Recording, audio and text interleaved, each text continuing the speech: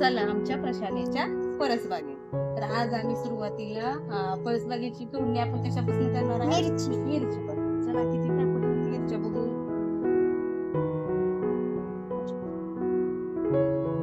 आणि आमच्या प्रशालेमध्ये आम्ही रोज परसबागेत या भाज्यांना आमच्या पोषण आहारामध्ये वापर करतो.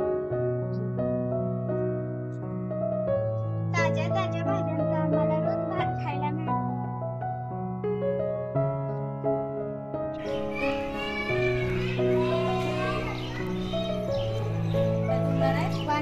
वांग्याच्या वाफेमध्ये आणलेलं आहे. एक वांगी आमच्या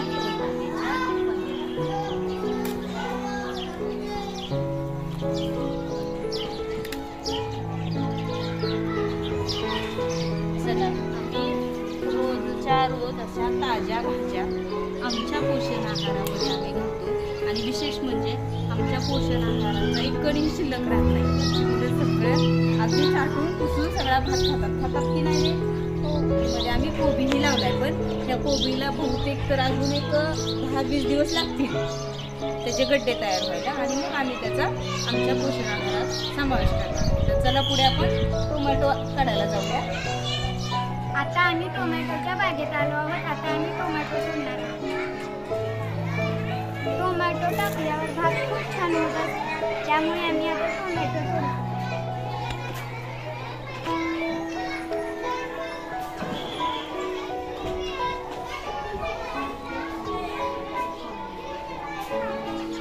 आमची ही टोमॅटो आम्ही सेंद्रिय पद्धतीने पिकवलेली आहे. त्याला कोणताही रासायनिक खत वापरलेलं नाही. बघू शकता सुंदर असे टोमॅटो आमच्या परसबागेत आहे.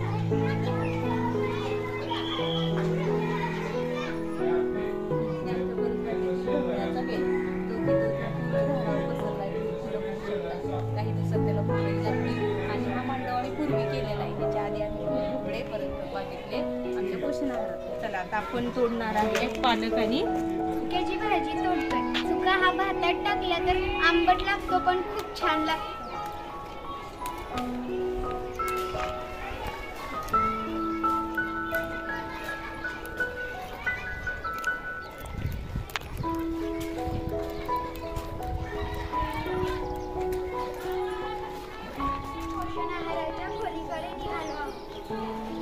आम्ही पोषण आहाराच्या रूम मध्ये पोहोचलेलो आहे. मावशी तांदूळ निवडतात. चला आता आपण भाज्याचं वर्गीकरण करूया.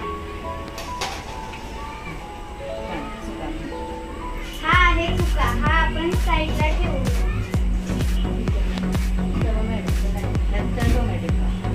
त्या ताटलीमध्ये टोमॅटो ठेवूया.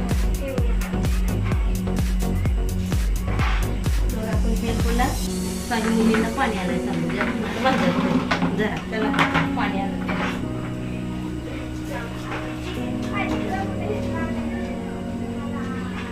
आज थोडी वांगी कमी निघाली ना.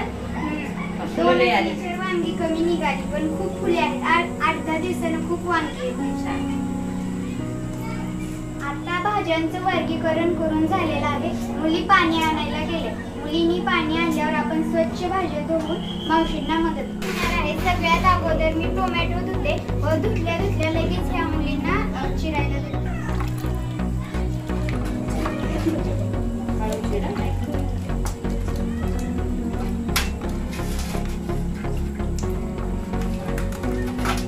आता आणि चुक्याची भाजी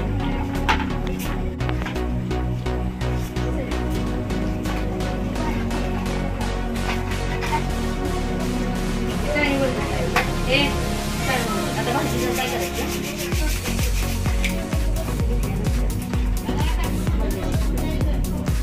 मोठी असेल तर 3 भाग, छोटी असेल तर 2 भाग. चुक्याची भाजी धुवून झाली. आता आम्ही मिरच्या टाकतो.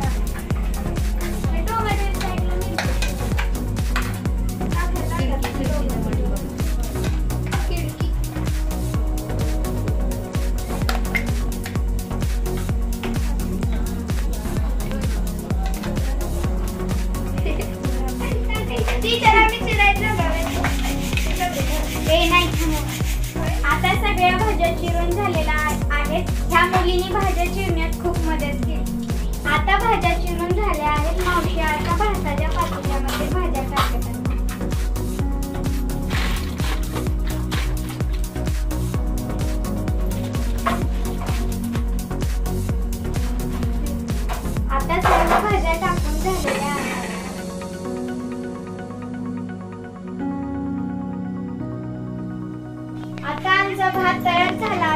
दिवशी ह्या मुलींना भात वाटतात.